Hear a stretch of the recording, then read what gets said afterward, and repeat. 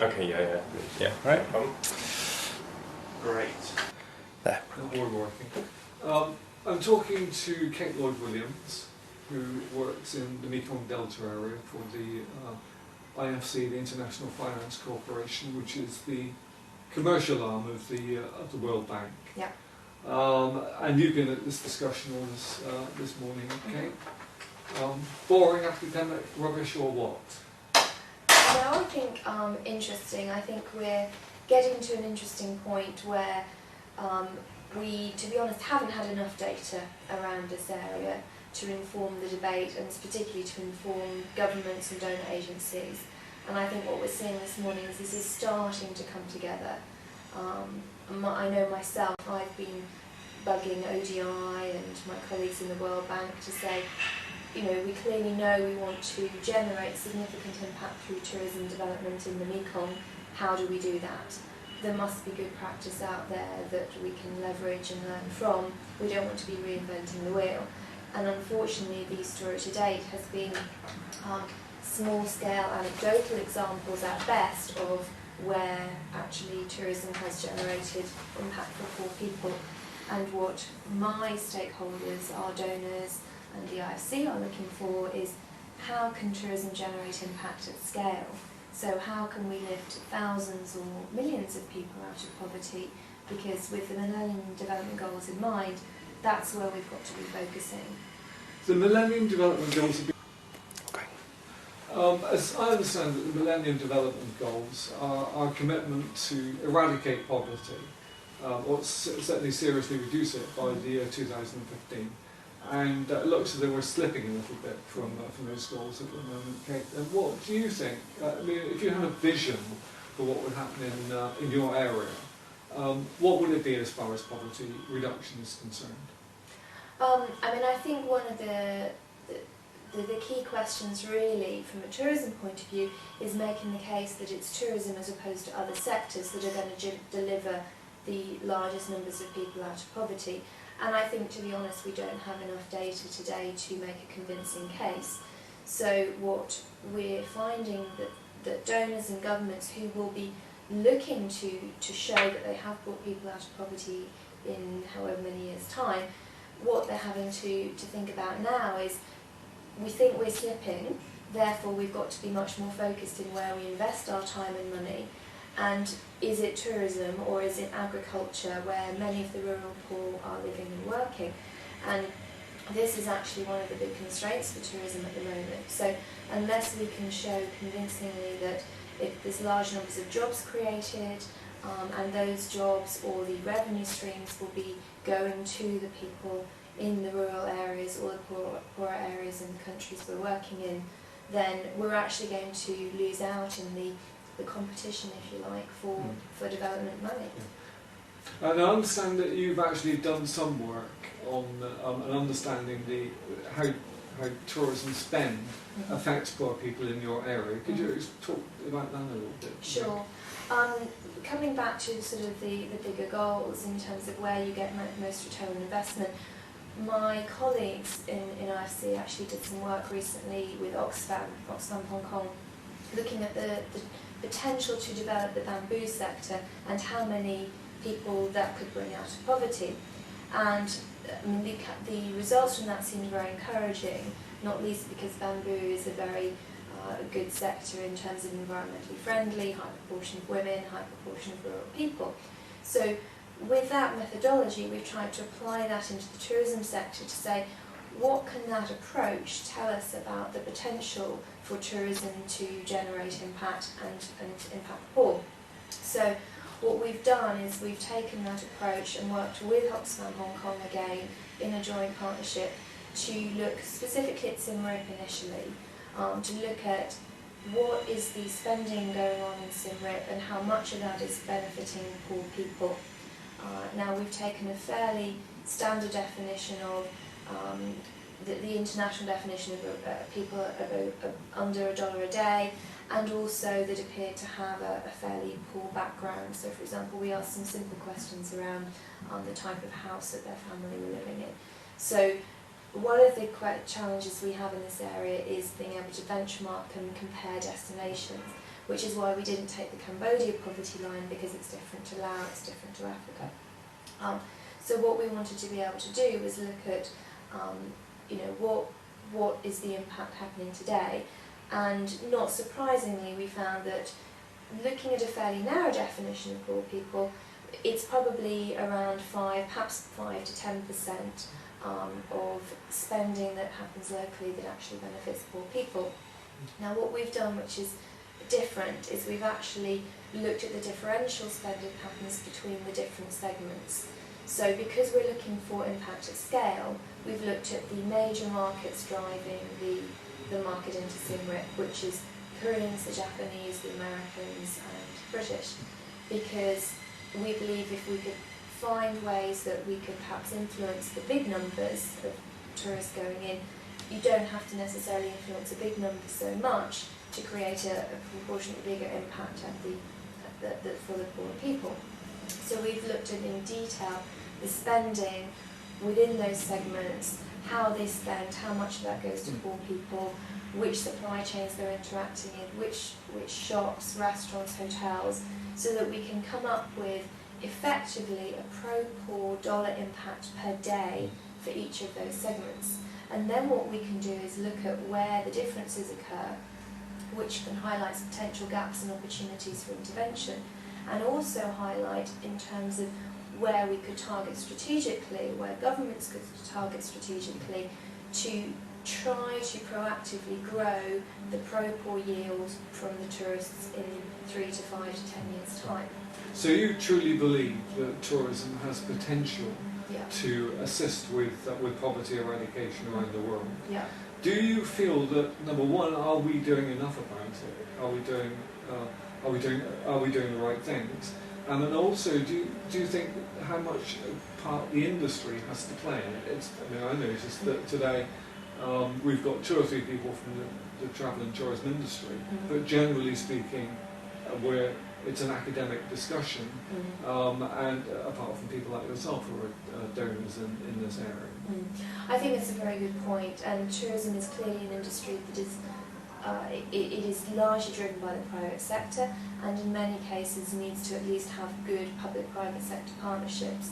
So coming back to sort of our role within IFC, what we will be looking for why have we done this analysis? We've done this analysis to help governments make informed decisions, and within that, to help them put in place the enabling environment, the regulatory policies that can facilitate whether it's the private sector from certain countries or certain types of tourism niches that we see as contributing more. So the point for us is not to have an academic report for the sake of it. This isn't an interesting discussion per se. It's only interesting to the extent that it helps us help the ministries of tourism and the institutional players lobby for regulatory changes, tax changes that can facilitate basically better development impact in the future.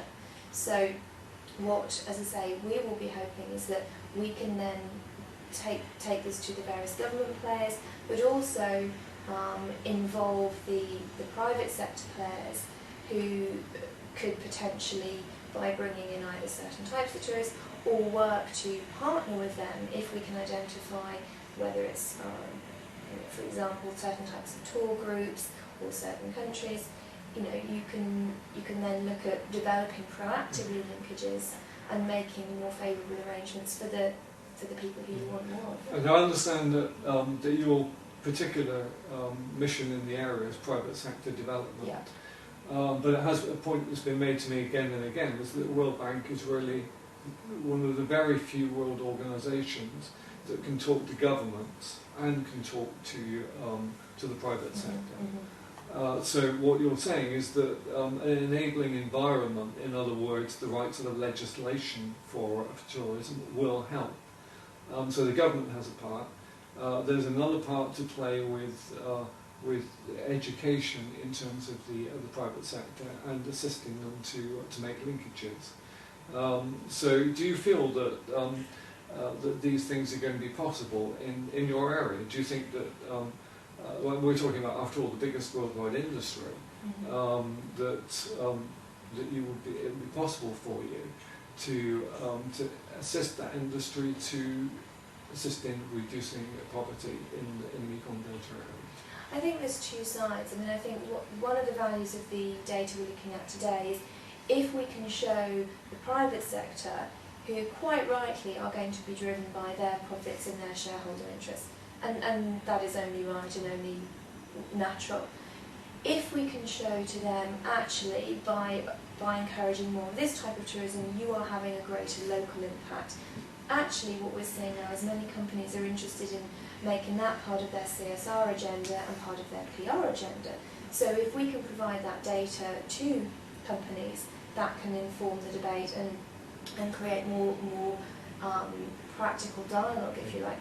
A lot of the role that we play within IFC is making sure the private sector constraints and issues are put forward to the government, and there is the public-private dialogue around what are the general issues constraining the sector. And this isn't just around pro-port impact, this is around sector growth overall. But if the government is clear on what it wants out of tourism, is it jobs, is it tax revenues, is it, tourism is called out as a strategic sector for poverty reduction, but what does success look like? That is never articulated. If we could articulate that, and then as we see in more developed countries, effective public-private partnerships developing where the government's interests are aligned to the private sector interests, then you can actually get the result that you want.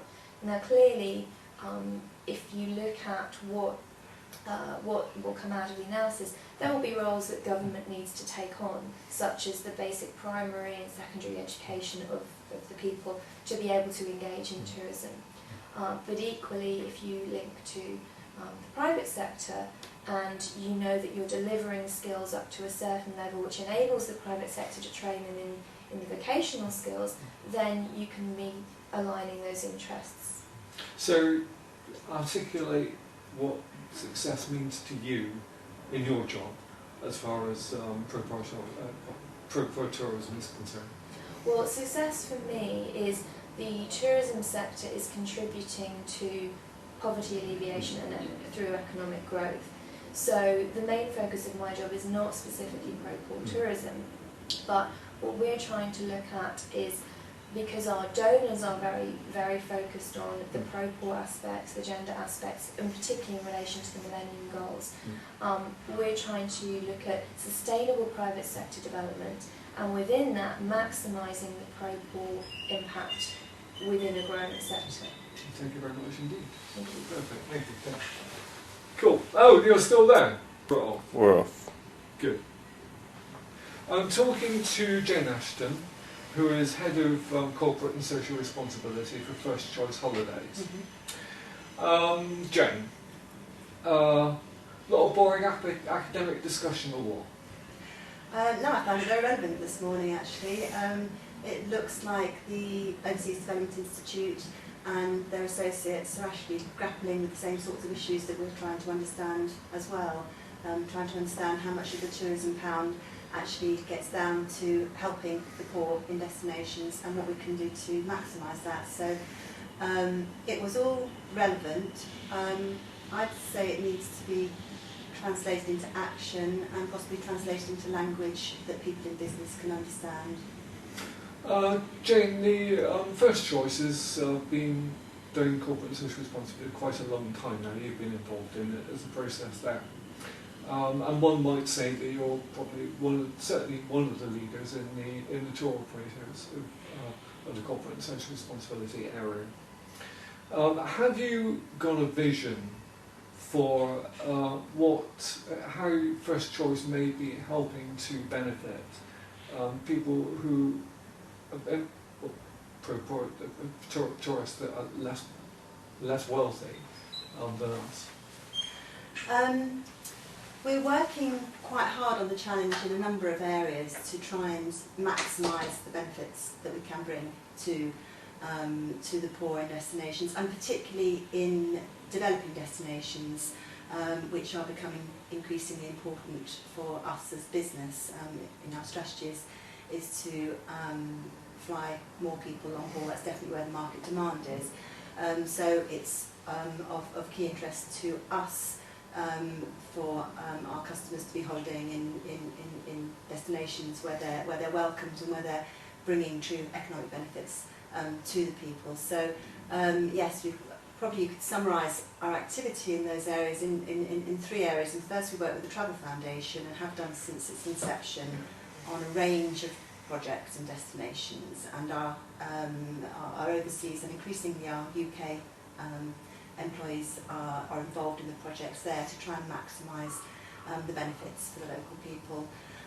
We also work very closely with our suppliers, and much of our impact on destinations is via our suppliers, so that's a key area of activity, and working with them so that they realise that these issues are very important to us, and they start to put processes in place to bring maximum benefits to the communities.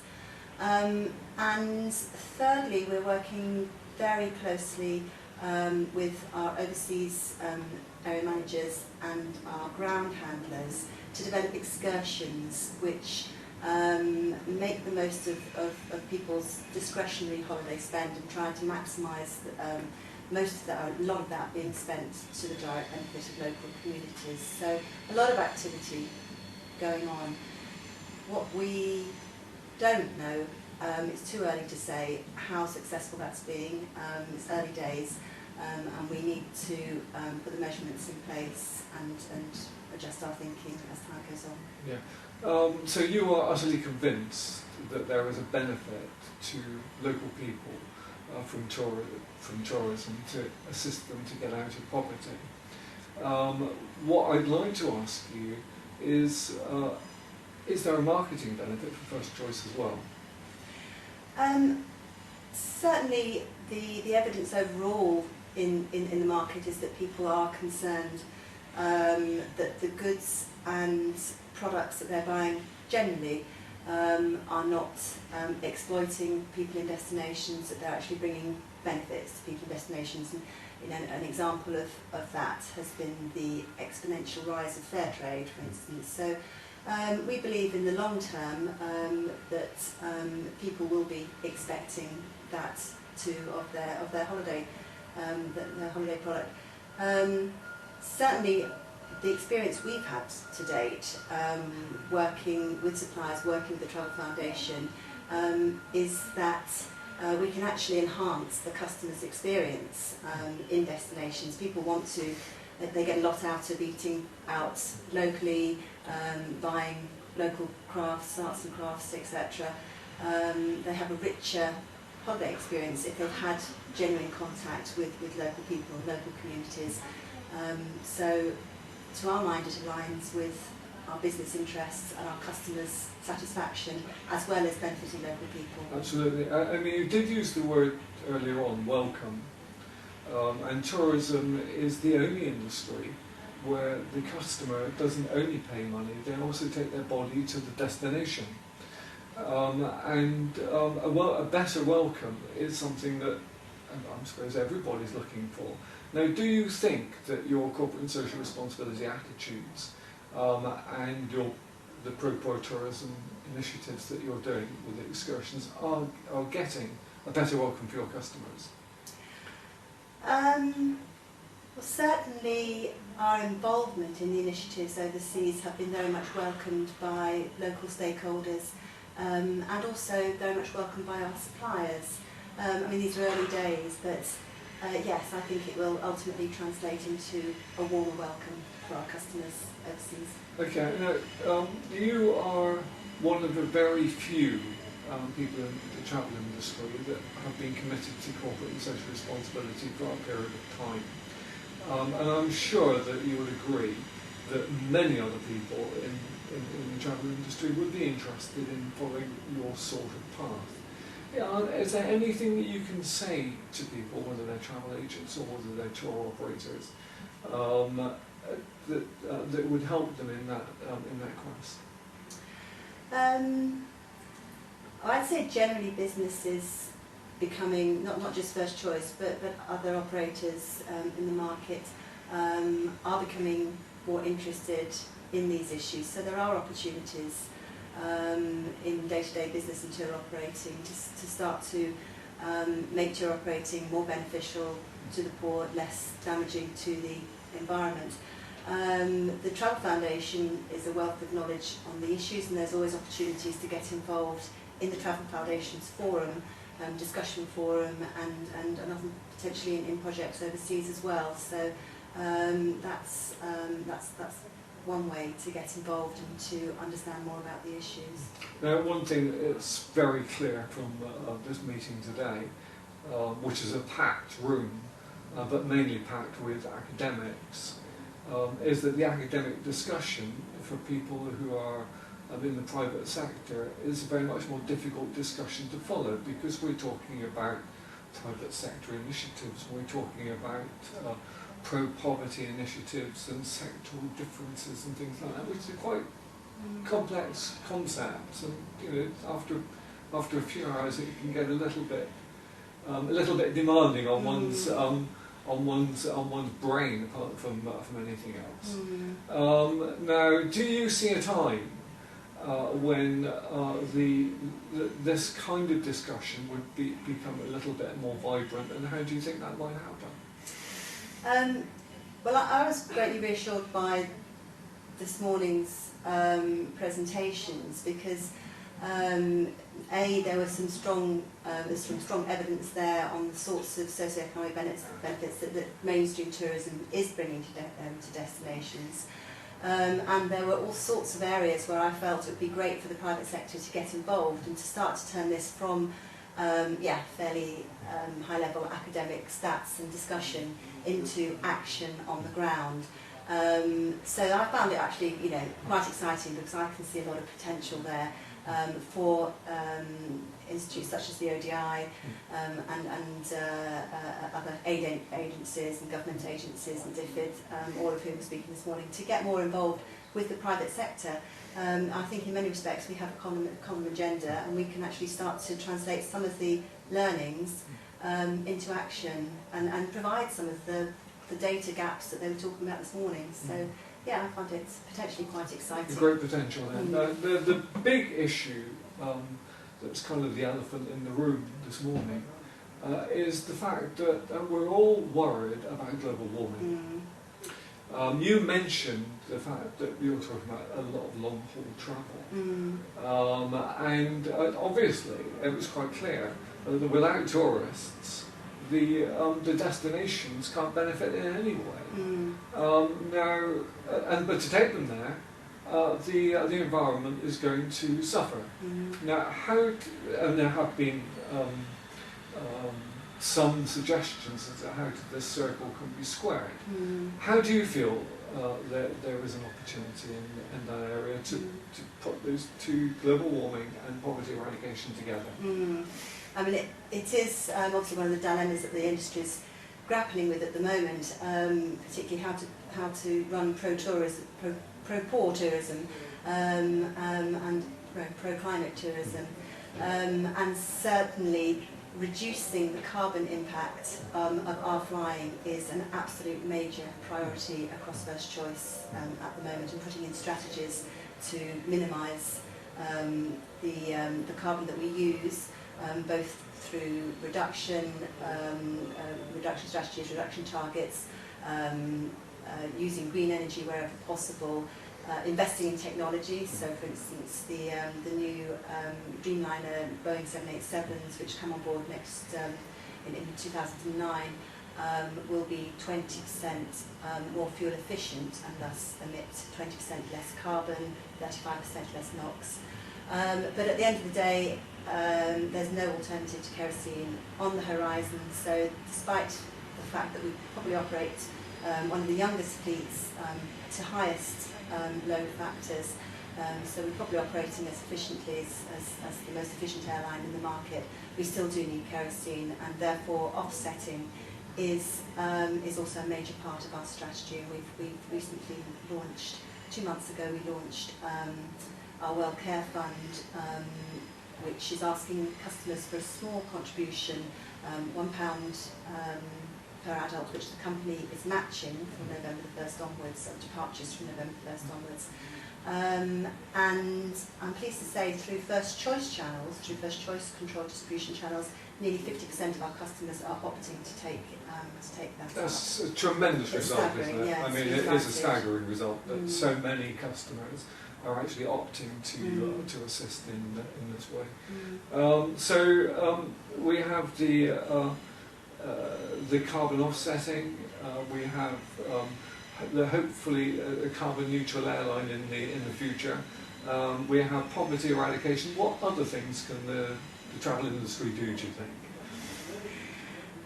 Well, those are the key areas to try and make sure we can maximise the socio-economic benefits and that we can minimise any adverse environmental benefits. I mean, we're talking, we've started to talk much more overtly to our customers about these issues through our brochures, through our web pages. And I think generally we will see rising expectations of the customers, and they'll be looking, beneath the hype to make sure there's substance behind the green product claims. And we're working very hard on trying to make our product, our hotels and our excursions more sustainable, and part of that has been the introduction of the Travel Life award system in our brochures. We've been auditing. We're auditing our top 250 hotels, which accounts for about 60% of all our customers, and we'll be looking to expand that auditing programme as time goes on. And the very top performers are being awarded on a gold, silver and bronze basis. And those awards are in our brochures and increasingly we're seeing on the web as well. So we're also developing more sustainable excursions in destinations. So we're working hard to reward those suppliers who are operating overseas to best practice and to communicate that to our customers. Yeah, so you're really making some substance behind the claims as far as your customer's concerned, and that's what counts, isn't it? At the end of the day, Yes. the customers want to know that it is truly first choice practice to provide a corporate social responsibility attitude to the travel industry. Well, thank you very much indeed, Jane. You're welcome. Yeah, well there you go. There's your water. I'm sorry about I that. babbled on so much. No. I'm just so pleased. I'm just so grateful for your gabbling on. It's all good $10 words, isn't it? Oh, well, I shouldn't babble too much, but anyway, hopefully you can edit it down to something. No, it'll be perfect, I'm sure. I've got the heavy guys now ready to rock and roll. You know, John.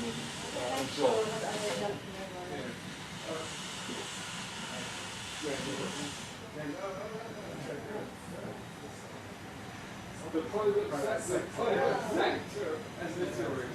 People actually are delivering property.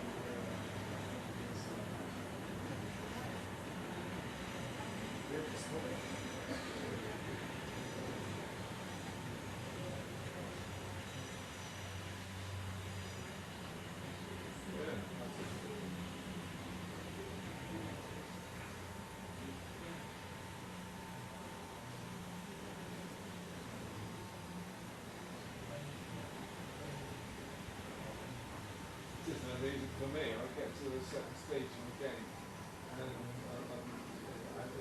this doesn't get so dry and then.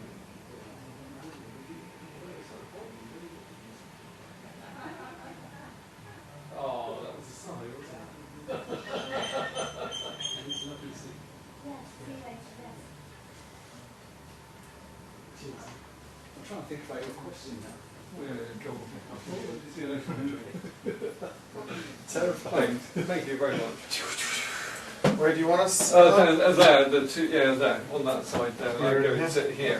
I don't know if I really want to be. Yeah, I think You've got 5 minutes, by the way. Right, 5 Yeah. minutes. Okay, we got 5 minutes. One Right, question. so that'll be very quick. Yeah. We're on. Well, I'm We're sure on. you're going to. That's your thing, isn't it? That's my thing. And we're all ready to rock and roll, then, aren't we? Yep, we're good. Good. Right.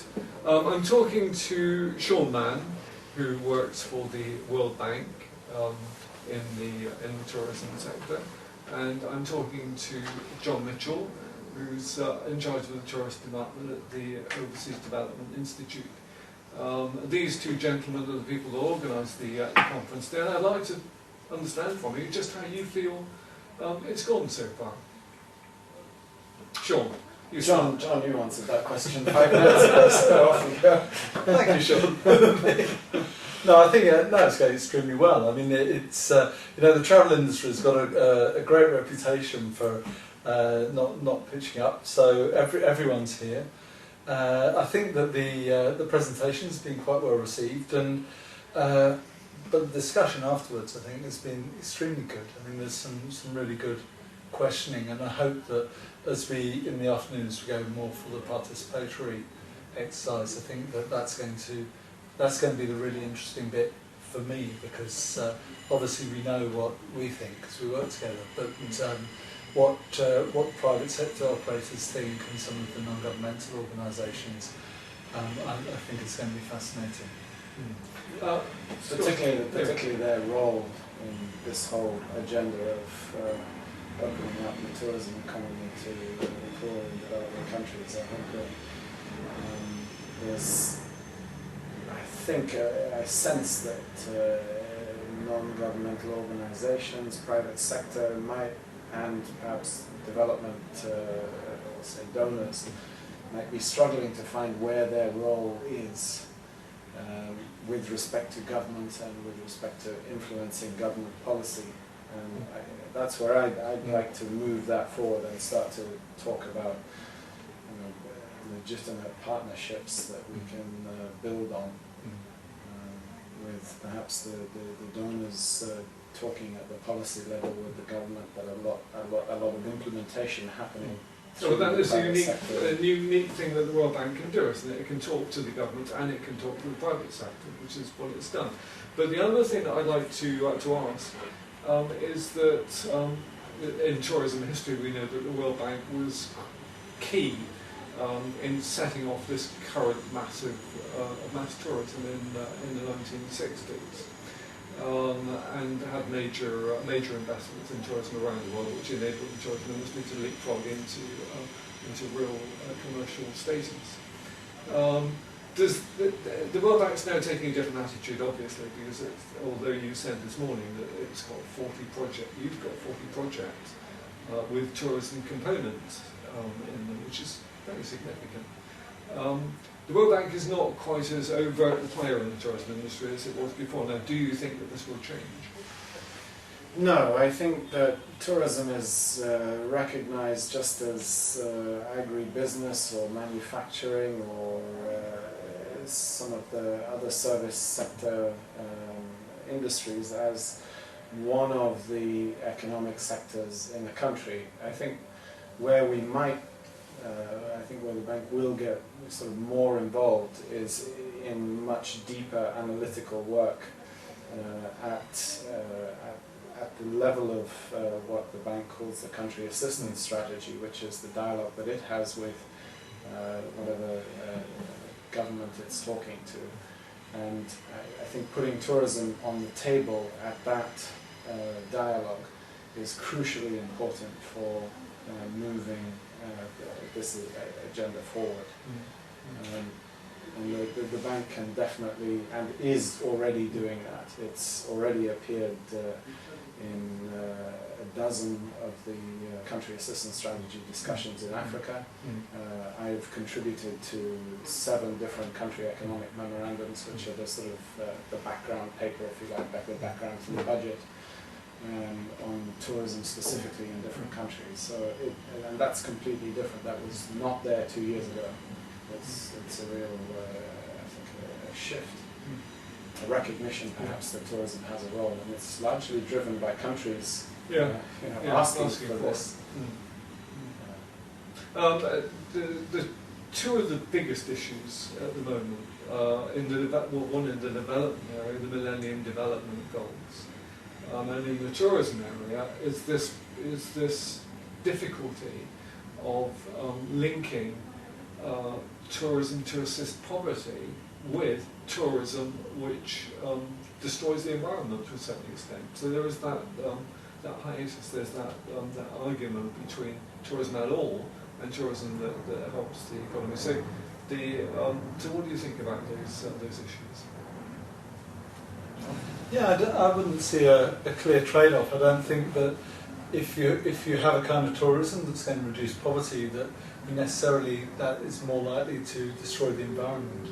I mean, what I see, particularly from the industry side, is actually a coming together of the two things, because traditionally, or for some years now, the industry has been quite keen working with its suppliers and destinations.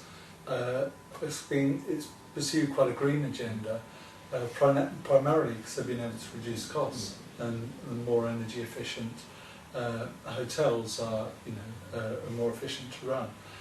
So they've pursued a green agenda and not been concerned on the social side. What I've seen more recently with the Federation tour operators that are also participating today is that they've brought the two together, the green and the social agenda. And so they've started talking about obligations on their suppliers to respect national minimum wages and labour conditions. And it's a modest start, but it's a very significant one. And I think that I see it in the same way as they do, that these are two halves of the same thing, and that if you're going to be sustainable, it'll be socially as well as environmentally sustainable. Where would you like to see it all going from here? Well, where I'd like to see it is this afternoon. I think a grand old debate, I think, would be good. What I want to do is I want people to feel less lonely. We've got a lot of people doing what Sean's doing, what Jane's doing, what you're doing. Don't meet very often, so I think feeling less lonely, maybe striking up relationships, so that we can work together. That's what we want, and we've given a platform to lots of people not in ODI, really just recognising there's a lot of really good work going on out there, and just sort of the fact that it's a big world, and we can share it. You have spent a lot of at the ODI. You spent a lot of time and a lot of work on developing a form of tourism to assist with poverty eradication. Now, that's something that obviously is a good thing to do. Do you think that it can catch fire? Do you think that that sort of thing can be taken up by more people? Is it something that could really make a difference in the world? Yeah, it's got to. I mean, we've done small scale studies, and in themselves they're interesting pieces of work. But unless it's taken up and adopted, particularly by mainstream tour operators, it will have just remained an interesting bit of work that's affected a few people in a place that no one's ever heard of. But it's very, very important in our view. The whole point of doing this is a pilot for a much bigger exercise that ultimately will be driven by the industry. So your call is for the mainstream tourism industry to become involved in tourism to assist in eradicating poverty. Would that be correct?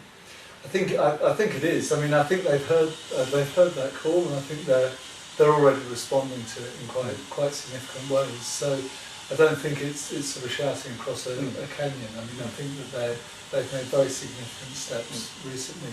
But yeah, I think that if you're looking at a private sector driven activity which is regulated by government, working with the private sector and getting government on board is a critical thing, because there's a little research institute. So that would be the dream team. Trigger it. Absolutely. Yeah. The private sector and the government working to eradicate poverty in the tourism industry. Absolutely. Yes. Thank you very much indeed. Thank you. Right, sorry, I heard them knocking out.